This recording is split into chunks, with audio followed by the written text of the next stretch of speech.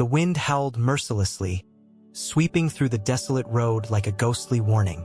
Patrick Walker, 56, tightened his grip on the steering wheel of his rusted pickup truck. The headlights barely cut through the falling snow, casting dim beams over the icy path ahead. It was another lonely winter night in the outskirts of Montana, the kind of silence that pressed on his chest like a weight. Patrick had grown used to solitude since his wife, Emily, had passed 5 years ago, but something about tonight felt particularly heavy, as though the world itself were holding its breath. Out of nowhere, a shadow appeared at the edge of the road. Patrick slammed the brakes, the tires skidding before the truck came to a shaky stop. He leaned forward, his breath fogging the windshield. At first, it looked like a pile of snow or debris, but as the headlights illuminated the figure, Patrick's heart sank. It was a dog, a German shepherd, standing rigidly in the cold. Its ears were pricked, its gaze locked on his truck, as if silently begging him to stop. Patrick hesitated but finally grabbed his flashlight and stepped out. The freezing wind bit at his face as he trudged toward the dog. Each step felt heavier than the last, and when he finally got close enough, the sight made his breath hitch. Huddled beneath the dog were 4 tiny puppies, trembling in the snow. Their fragile bodies looked impossibly small, ribs visible beneath their patchy fur. The mother stood protectively over them, blocking the worst of the wind with her thin, malnourished body. Patrick knelt in the snow, shining his flashlight closer. The puppies barely stirred, their tiny whimpers drowned by the wind. He glanced at the mother, whose tired eyes locked onto his. She didn't growl or flinch, but her gaze pierced through him. It wasn't just desperation he saw. It was something deeper, a silent plea, as though she knew her babies wouldn't survive another night in the snow. Patrick's chest tightened. He'd spent years avoiding connections, burying his grief in work and routine. Yet now, staring at this broken family, he felt something crack inside him. "Who left you out here?" he murmured. The mother tilted her head slightly but didn't move, her body still shielding the puppies. Patrick knew what he had to do, but he also knew this wasn't just about rescuing dogs. This decision would change everything. Carefully, Patrick lifted one of the shivering pups, its tiny body colder than he expected. The mother watched silently, her ears twitching. The wind whipped through the trees, as if urging him to hurry. As Patrick looked back at the road and his truck, he realized he was no longer thinking about just getting home. The cold clung to Patrick like a second skin as he carried the first puppy back to the truck. Each step felt heavier than the last, his boots crunching through the thick snow. The tiny pup in his hands barely moved, its frail body so cold it felt like holding air. Patrick glanced over his shoulder. The mother dog hadn't budged, her sharp eyes tracking him with a mix of fear and hope. Her other pups were still huddled against her, trembling under the relentless wind. He knew he couldn't leave them out here. He opened the truck door and carefully placed the puppy on the passenger seat, wrapping it in an old blanket he kept behind the seat. His hands shook as he closed the door. Whether from the cold or the weight of what he was about to do, he wasn't sure. Turning back toward the mother and her remaining pups, Patrick felt his chest tighten. The mother dog stood tall, her body blocking the wind as best she could. Snowflakes clung to her fur, and Patrick could see the exhaustion in her stance. "All right," he muttered under his breath, stepping closer. "Let's get the rest of you out of here." He bent down, scooping up 2 more pups at once, their tiny whimpers barely audible over the howling wind. As he stood, he felt the mother lean forward, her nose brushing his hand lightly, almost as if she were checking to make sure he meant no harm. Patrick froze for a moment, meeting her gaze. It was filled with something deeper than instinct, trust, maybe, or desperation so raw it felt like a plea. After placing the other pups in the truck, he turned back for the last one. The mother had laid down beside it, curling her body tightly around the pup as if her warmth alone could save it. Patrick crouched low, his voice soft. "It's okay, girl. I'm not going to hurt you." Slowly, he extended his hand, and to his surprise, she didn't pull away. Instead, she allowed him to pick up the final pup, her head lowering slightly as if conceding defeat. Patrick carried the pup to the truck, But when he turned to call the mother, she hesitated. "Come on," Patrick urged, his voice firm but kind. "You can't stay out here." For a moment he thought she wouldn't come. Her legs trembled, her ears twitched, and her eyes darted to the dark woods as if something, or someone, might still be out there. Finally, she limped forward, her movements slow and labored. Patrick opened the truck's back door, and with one last glance at the snowy woods, the dog climbed in. As he closed the door and got behind the wheel, he couldn't shake the feeling that whatever had brought them here wasn't just abandonment. Something darker had left its mark on her. As Patrick drove off into the night, the warmth of the truck heater slowly melting the frost clinging to the windows, he glanced in the rearview mirror. The mother dog lay curled around her pups, her eyes wide open and watching him. Patrick's grip on the wheel tightened. Whoever had left her here had done more than abandon her. They tried to break her. The cabin came into view, its dim porch light flickering like a weak beacon against the storm. Patrick's old truck groaned as it climbed the final stretch of icy driveway, snow crunching beneath the tires. He parked near the front steps, letting the engine idle for a moment as he glanced toward the back seat. The mother dog remained curled tightly around her puppies, her eyes never leaving his. There was no growl, no sound, just quiet vigilance. Patrick exhaled deeply, a cloud of warm breath fogging the cold air inside the cab. He stepped out into the snow, his boots sinking into the thick layer as he hurried to open the truck's back door. The mother dog flinched slightly as he reached in, her ears flattening against her head. "It's okay, girl," Patrick murmured softly. "Let's get you all inside where it's warm." The puppies whimpered faintly as he carefully scooped them into the old blanket he'd used earlier. He cradled them against his chest, their tiny bodies trembling but alive. The mother dog followed him out of the truck, her steps cautious and unsteady. Inside the cabin, the warmth hit like a wave. The crackling wood stove filled the small living room with a golden glow, a stark contrast to the freezing night outside. Patrick gently laid the puppies on an old, worn-out couch and turned to the mother, who stood frozen in the doorway. She sniffed the air, her body tense, as if expecting danger to lurk in every shadow. Patrick watched her for a moment, his heart aching at the sight. "You're safe now," he said softly, stepping aside to give her space. After a long hesitation, she walked in, her paws barely making a sound on the wooden floor. Patrick grabbed a spare towel from the laundry basket and knelt beside her. The mother dog tensed as he extended the towel, but when she felt its warmth on her fur, she didn't pull away. "You've been through a lot, haven't you?" Patrick muttered, his voice low and steady. He noticed the scars on her legs and the faint limp in her hind leg. This wasn't just a case of abandonment. Someone had hurt her, badly. His jaw tightened as he gently dried her fur, anger flickering beneath his sadness. The puppies stirred on the couch, their tiny cries breaking the silence. The mother instantly moved toward them, her limp more pronounced under the cabin's light. She climbed onto the couch and lay down, curling protectively around her babies. Patrick stood back, watching the small family. The room was silent except for the crackle of the fire and the faint sounds of the storm outside. He ran a hand through his graying hair, a heavy sigh escaping him. "Who could do something like this to you?"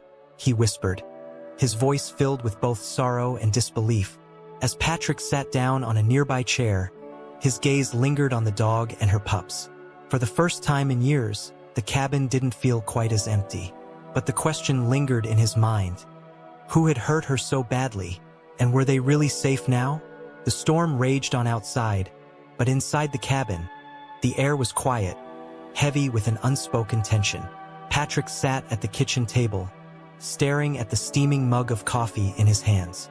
The mother dog lay curled on the couch, her body wrapped protectively around the puppies, all of whom had finally stopped trembling and fallen into an uneasy sleep. Patrick couldn't stop glancing at her. Something about the way she stared at the door, ears twitching at every faint creak, unsettled him. It wasn't just the exhaustion of survival he saw in her eyes. It was fear. As he stood to check the lock on the front door, Patrick's thoughts churned. Who had left her out there? What kind of person could abandon a dog and her pups in a storm like this? He had seen signs of neglect and cruelty before, growing up in a small farming community where animals were often treated as disposable. But the scars on her body told a story far worse than simple carelessness.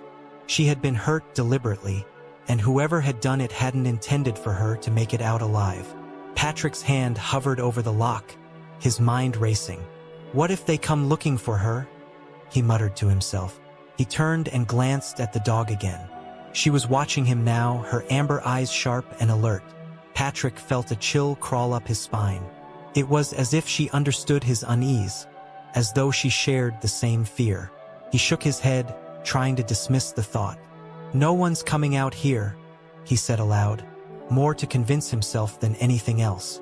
After double-checking the windows and the back door, Patrick returned to the living room.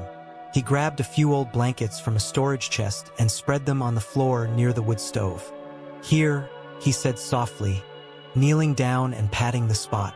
The mother dog hesitated, her eyes darting between him and the puppies. Finally, as if realizing the warmth might do them all good, she rose carefully from the couch and limped over. Patrick watched her settle onto the blankets, her body curling around her pups once again. For a moment, Patrick simply stood there, his arms crossed, lost in thought. The cabin felt different with them there, not just less empty, but alive in a way he hadn't felt in years. Yet, beneath the warmth of their presence, there was a nagging worry he couldn't shake. Whoever had done this to her wasn't just cruel. They were dangerous, and as much as he wanted to believe the storm had buried any tracks, Patrick couldn't help but wonder if he had just invited more trouble into his already fragile life. As Patrick dimmed the lights and settled into his chair, the faint sound of the wind outside carried a new weight. Something about the storm seemed restless, almost as if it were trying to warn him. He glanced at the dog one last time before closing his eyes. Somewhere out there, shadows lingered, and they might not be done with her yet. Capitulo 5, the warning signs. The first light of dawn crept through the frosted windows, casting a pale glow over the small cabin. Patrick stirred in his chair, the blanket draped over his shoulders slipping to the floor. The fire in the wood stove had burned low, leaving the room colder than it had been hours ago. As he stretched, his eyes fell on the mother dog, still curled protectively around her puppies on the blanket near the stove. She hadn't moved much during the night, but now her ears were upright, her body tense as she stared at the door. Patrick frowned, following her gaze. "What is it, girl?" he asked softly. The question hung in the air, unanswered. He stood and moved toward the door, peeking through the narrow crack of the curtain. The world outside was a blinding sheet of white, the storm having blanketed everything in thick snow. The stillness should have been comforting, but Patrick felt a knot forming in his stomach. The dog's unease had unsettled him, and he couldn't shake the feeling that something wasn't right. As he stepped back, his boot nudged something on the floor.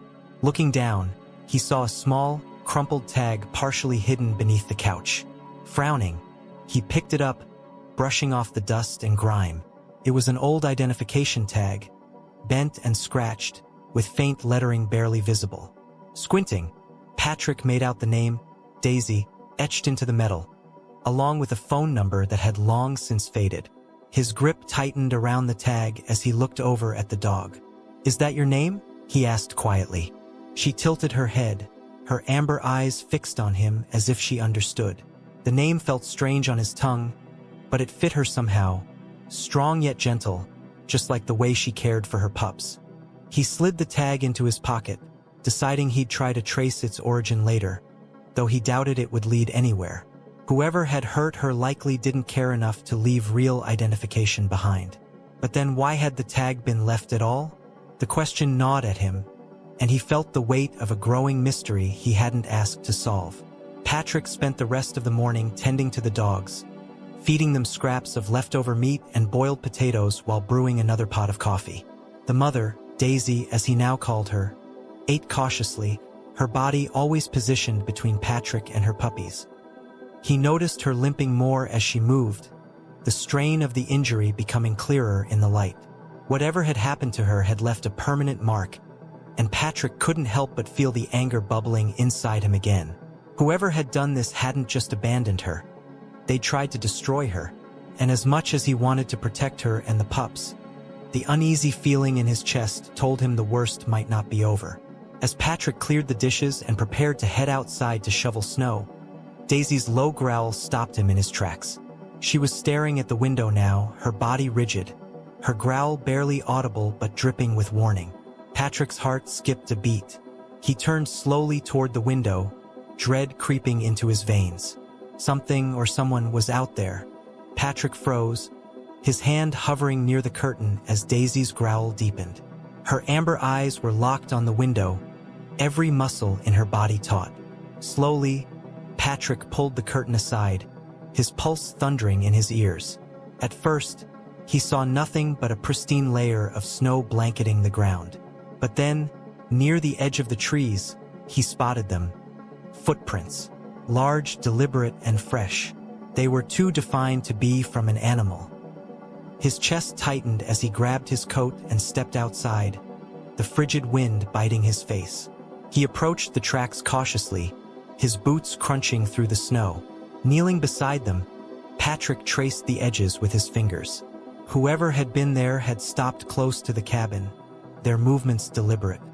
His eyes darted to the woods, scanning the dense, snow-laden branches for any sign of movement. Nothing. Whoever it was had already gone. Back inside, Daisy hadn't moved. She remained near the window, her body still tense, her gaze never wavering. Patrick knelt beside her, his hand trembling slightly as he stroked her back. "You knew, didn't you?" he murmured. She didn't respond, but the slight twitch of her ears told him she was still listening, still alert. Patrick's mind raced. If someone had come this close, was it coincidence?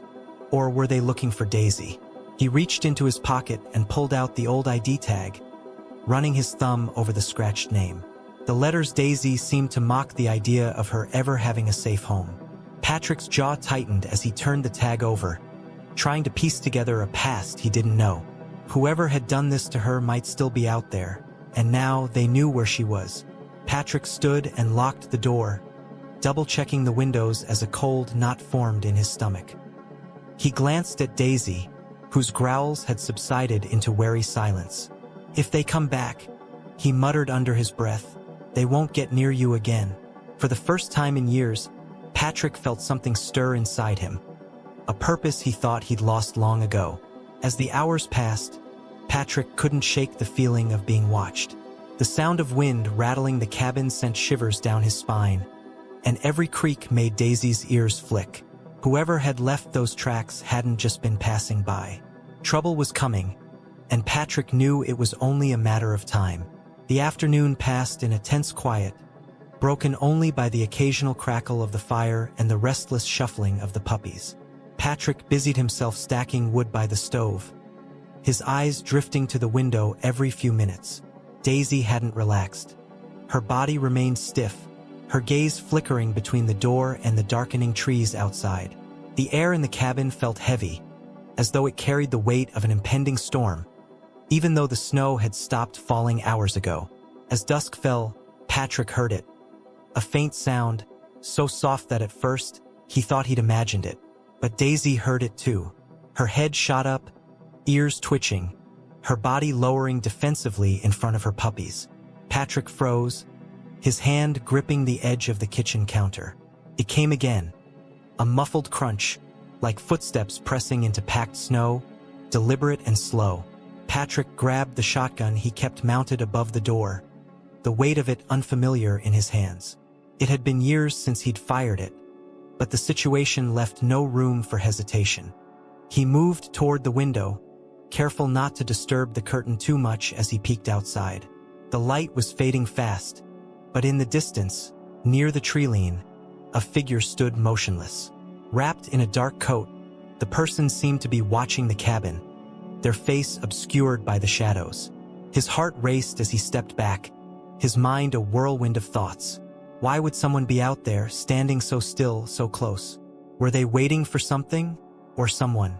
Patrick glanced at Daisy, who hadn't taken her eyes off the door.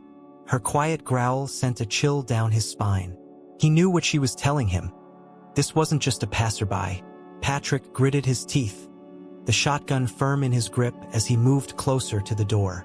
"Who's out there?" he called, his voice sharp enough to cut through the silence. There was no response, only the faint sound of wind through the trees. When he opened the door a crack, the cold rushed in, stealing his breath. The figure was gone. The snow where they had stood was undisturbed, as if they had vanished into thin air. Patrick locked the door and leaned against it, his thoughts racing. Whoever had been watching wasn't gone for good. He could feel it. As Daisy lay down beside her pups, still on edge, Patrick couldn't help but wonder. How long until they came back, and what were they really after? The night dragged on in an oppressive silence. Patrick sat by the fire, his shotgun resting against his chair. The warmth from the flames did little to calm the cold knot in his chest. Daisy lay near the couch, her pups huddled close to her, but her eyes remained fixed on the door, her ears twitching at the faintest sound. Patrick tried to convince himself that the figure in the woods had been a figment of his imagination, a trick of the dim light and his overactive mind. But deep down, he knew better. At dawn, Patrick stepped outside to inspect the area. The morning was eerily still, the snow glinting in the pale light. He walked to the treeline where the figure had been standing the night before. The snow was disturbed, faint imprints where boots had pressed into the ground, partially covered by fresh powder. His pulse quickened as he noticed something sticking out of the snow nearby. Kneeling down, Patrick picked it up. It was a piece of paper, damp and crumpled, with a single word scrawled in shaky handwriting. "Mine." His grip tightened around the paper as his stomach dropped. Whoever had been here wasn't just watching. They wanted Daisy and her puppies back. Patrick glanced at the cabin, his heart racing. The thought of anyone taking them, especially back to whoever had hurt them, filled him with a protective rage he hadn't felt in years. Folding the note tightly in his hand, Patrick turned and headed back inside, locking the door behind him. Daisy sensed his unease immediately. She sat up, her body tense, her eyes following him as he placed the shotgun on the table and unfolded the paper again. "Someone's been here," he muttered, more to himself than to her. He looked over at Daisy, her ears twitching at the sound of his voice. "They think they own you. They think they can just take you back." His voice hardened, the anger boiling beneath his words. "Not while I'm here." Patrick spent the rest of the day reinforcing the cabin. He secured the doors with extra locks and nailed boards over the windows, leaving just enough space to see outside. The work was exhausting, but it kept his mind occupied. As the sun set once again, he sat by the fire, shotgun in hand, his resolve stronger than ever. Whoever had left that message would have to get through him first, and Patrick wasn't about to let that happen. As the fire crackled and the night grew darker, Daisy moved closer to Patrick, resting her head on his knee. He looked down at her, the weight of their shared fear filling the room. Outside, the trees swayed in the wind, but Patrick knew the Rayal storm was still coming. The wind picked up again that night, rattling the boards Patrick had nailed over the windows. He sat in his chair near the fire, the shotgun resting across his lap. Daisy was beside him, her ears perked up, her eyes darting toward every creak and groan of the cabin. The puppies were nestled together on the couch, unaware of the tension that thickened the air. Patrick's hand tightened around the stock of the shotgun as his thoughts raced. Whoever had left that note wasn't just a threat. They were bold enough to come this close. A loud thud outside shattered the fragile quiet. Patrick shot to his feet, his heart pounding. Daisy growled low, her body stiffening as she stared at the door. "Stay here," Patrick whispered, though he wasn't sure if it was for her or himself. He moved toward the door, his steps careful and deliberate. Slowly, he unlatched the lock, the metal scraping loud against the silence. As he pulled the door open, the cold air hit him, carrying with it the faint scent of smoke. On the porch, there was no sign of movement, but as Patrick stepped outside, his stomach twisted. A small pile of burnt wood and ashes sat in the snow, the edges still glowing faintly. Next to it was something that made his blood run cold. A leash frayed and covered in dirt, with a metal clasp that had been twisted out of shape. Whoever had left it wanted to send a message. This wasn't a warning. It was a claim. Patrick knelt, picking up the leash and examining it under the pale light. The clasp had the same scratches and wear as Daisy's ID tag, and he could feel the rage bubbling beneath his skin. Standing, he scanned the treeline, his breath visible in the icy air. There was no sign of the intruder, but the feeling of being watched was unmistakable. Someone was out there, waiting, taunting him. Back inside, Patrick locked the door and placed the leash on the table. Daisy sniffed it cautiously, then recoiled, her body lowering in fear. Patrick crouched beside her, running a hand over her trembling frame. "It's okay," he said softly, though the anger in his voice betrayed him. "They're not taking you. Not now, not ever." He glanced at the boarded windows, the firelight casting long shadows across the room. Whoever was out there wasn't going to give up, but neither was Patrick. As the night deepened, Patrick sat by the fire, Daisy resting against his feet. The leash on the table felt like a challenge, and Patrick knew the next move would come soon. Outside, the wind howled, but somewhere in the darkness, someone was waiting. The night felt endless, each minute stretching into an eternity. Patrick sat in the dim glow of the fire, his shotgun resting against his knee. Daisy was curled at his feet, but her ears remained upright, her body tense. Outside, the wind had settled into a low, steady hum, as if the storm itself were holding its breath. Patrick's eyes flickered toward the leash on the table, the frayed edges illuminated by the firelight. It was a symbol of cruelty, of control, and of the person who wanted Daisy back. Then it came, a sound so faint it could have been mistaken for the wind, but Patrick knew better. A twig snapped just outside the cabin. Daisy growled low, her body rising slowly as she turned toward the door. Patrick stood, his heart hammering in his chest. He grabbed the shotgun, the cold metal grounding him. Moving carefully, he peeked through the gap in the boards over the window. At first, he saw only darkness. Then, just beyond the edge of the porch, a figure emerged from the shadows. It was a man, his face obscured by a hood and scarf. He carried something in his hand, a length of chain that glinted in the moonlight. Patrick's jaw tightened as anger replaced his fear. He turned to Daisy, who was now standing protectively in front of her puppies. "Stay back," he whispered, his voice firm but quiet. He moved to the door, his finger resting lightly on the trigger. Whoever this man was, he wasn't leaving without a confrontation. Patrick yanked the door open, the cold air rushing in as he stepped onto the porch. The man stopped in his tracks, his head tilting slightly as if surprised by Patrick's boldness.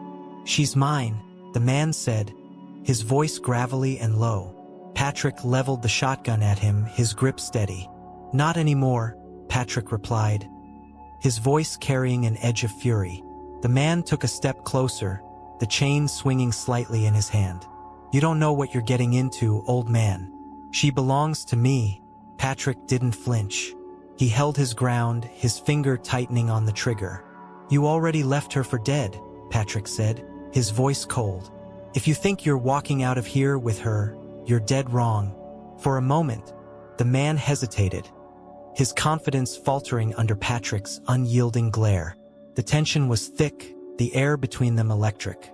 Finally, the man backed away, his figure retreating into the shadows.